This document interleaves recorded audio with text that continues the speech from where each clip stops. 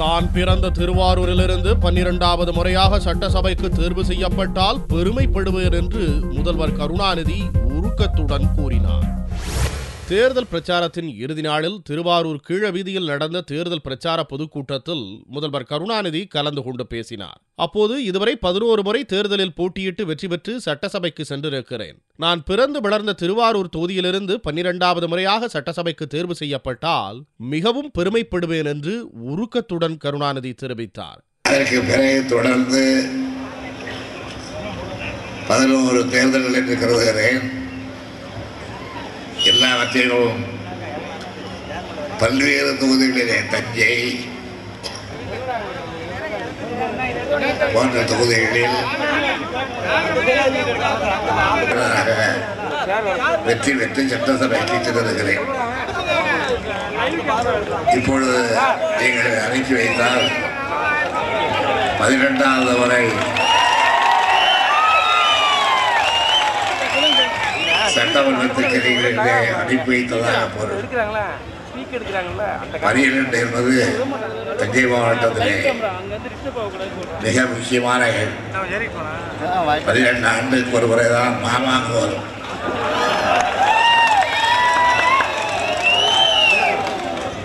மாமாங்கத்தை ஞாபகப்படுத்த பொழுது உங்களுக்கு வேறு பல நினைவுகள் வரும். நான் அறிஞர் அண்ணா அவர்களால் அடையாளம் காணப்பட்ட, தந்தை பெரியார் அவர்களால் பகுத்தறிவு ஊட்டப்பட்ட இந்த திருவாரூர் வீதியில் நோயுற்று நலிவுற்று என்ற இடையிலே என்னை வா என்று அழைத்தாரே தென்னன், அவரோடு விளையாட திருதான் இந்த கீழ வீதி. இப்பொழுதும் சுயமரியாதைக்காரன் தான். சுயமரியாதைக்காரன் என்ற காரணத்தால் தான் நான் ஆஸ்திகர்களுக்கோ பக்தர்களுக்கோ யாருக்கும் எந்த நேரத்திலும் எந்த தீங்கும் இழைப்பவன் அல்ல. கொள்கை வேறு, ஆட்கள் வேறு. கருணாநிதி மேலும் பேசும்போது மீண்டும் திமுக ஆட்சி அமைந்தால் மத்திய அரசை வலியுறுத்தி சேது சமுத்திர திட்டத்தை நிறைவேற்ற பாடுபடுவேன் என்று உறுதியளித்தார். மத்திய சர்க்காரிலே சேது சமுத்திர திட்டம் ஒரு மகா உன்னதமான திட்டத்தை நிறைவேற்ற அண்ணா காலத்திலிருந்து தொடங்கி அதற்கான ஆயத்தப்பணிகள் தேர்தலிலே நான் அல்ல, திராவிட முன்னேற்ற கழகம் வெற்றி பெற்றால் நாங்கள் மத்தியில் இருக்கின்ற அரசை மீண்டும் மீண்டும் வலியுறுத்தி சேது சமுத்திர திட்டம் மறுபடியும் தொடங்கப்பட வேண்டும் என்று கேட்போம்.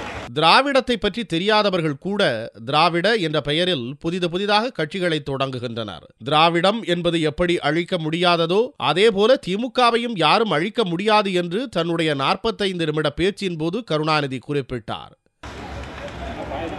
திராவிட முன்னேற்ற கழகம் ஏதோ எங்களை போன்ற சில பேருக்கு பதவிகள் வேண்டும் என்பதற்காக தொடங்கப்பட்ட கழகம் அல்ல. எங்களை போன்ற சிலர் செத்தும் அடித்தாலும் கழகம் இல்லை. எங்களுடைய மொழிக்கு தகுதி வேண்டும், எங்களுடைய மொழிக்கு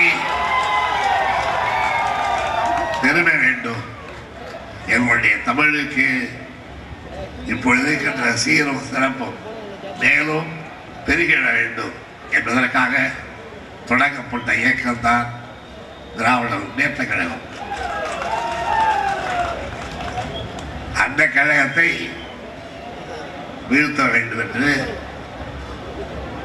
திராவிட என்கின்ற உணர்வையே பொசிவிட வேண்டும், அழித்துவிட வேண்டும் என்று சில கங்கணம் கட்டிக் கொண்டிருந்தாலும் கூட முடியாது. ஏனென்றால் திராவிட என்ற சொல்லை நானோ அல்லது என்னை உருவாக்கிய தந்தை பெரியாரோ உருவாக்கியதல்ல. திராவிட என்ற சொல் நம்முடைய இலக்கியங்களிலே இருக்கின்ற சொல். ஆக எவனாலும் திராவிட என்ற சொல்லை அகற்றிவிட முடியாது. அதனால்தான் இன்றைக்கு தமிழ்நாட்டிலே திராவிடர் கழகம், திராவிட முன்னேற்ற கழகம், இந்த கழகங்களுக்கு பிறகு புதிதாக கட்சி ஆரம்பிக்கிறார்களே. நாளைக்கு ஒரு கட்சி, காலையிலே ஒரு கட்சி, மாலையிலே ஒரு கட்சி, அப்படி கட்சி ஆரம்பிக்கிற யாரும் திராவிட என்ற இந்த அடைமொழியை சேர்த்துத்தான் ஆரம்பிக்க வேண்டியிருக்கிறது. அவர்கள் திராவிடத்தை ஒத்துக்கொள்கிறார்களோ இல்லையோ, திராவிடத்தை அவர்கள் பாராட்டுகிறார்களோ இல்லையோ, திராவிடம் என்ற சொல்லை மதிக்கிறார்களோ இல்லையோ, நம்மை தாக்குவதற்காக திராவிடம் என்ற சொல்லையே இழித்தும் பழித்தும் பேசுகிறவர்களால் கூட வீழ்த்திவிட, அழித்துவிட யாராவது முனைவார்களே. ஆனால் முனைவர்கள் தான் அழிவார்களே தவிர இந்த இயக்கம் அழியாது என்பதை நான் சுட்டிக்காட்ட கடமைப்பட்டிருக்கிறேன். திருவாரூரில் தான் வெற்றி பெற்றால் எதிர்க்கட்சியினருடனும் ஒருங்கிணைந்து இந்த தொகுதிக்கு தேவையான அனைத்து வசதிகளையும் செய்து கொடுப்பேன் என்றும் கருணாநிதி உறுதியளித்தார். இதிலும் ஒரு போட்டி என்றால் வெறுப்பின் அடிப்படையில் எந்த போட்டி இருக்கக்கூடாது.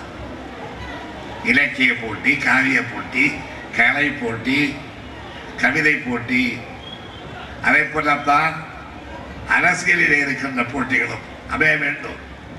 இன்றைக்கு கூட இந்த தேர்தலிலே நானும் எதிர்கட்சியினுடைய ஒரு நண்பரும் இந்த தேர்தலிலே போட்டியிடுகிறோம் என்றால் ஒருவருக்கொருவர் சண்டை போட்டுக் கொண்டு அல்ல, இப்படி இருக்கக்கூடாது.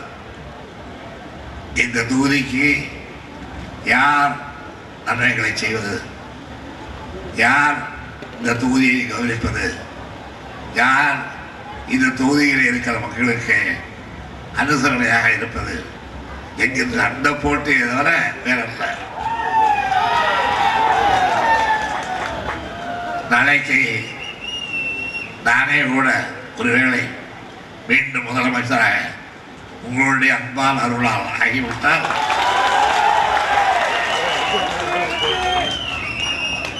இந்த தொகுதியில் நின்று வெற்றி பெற்றது என்ற எம்எல்ஏக்களை வேறு எதிர்கட்சி எம்எல்ஏ ஆயிற்று என்று நான் எதிர்க்க மாட்டேன்.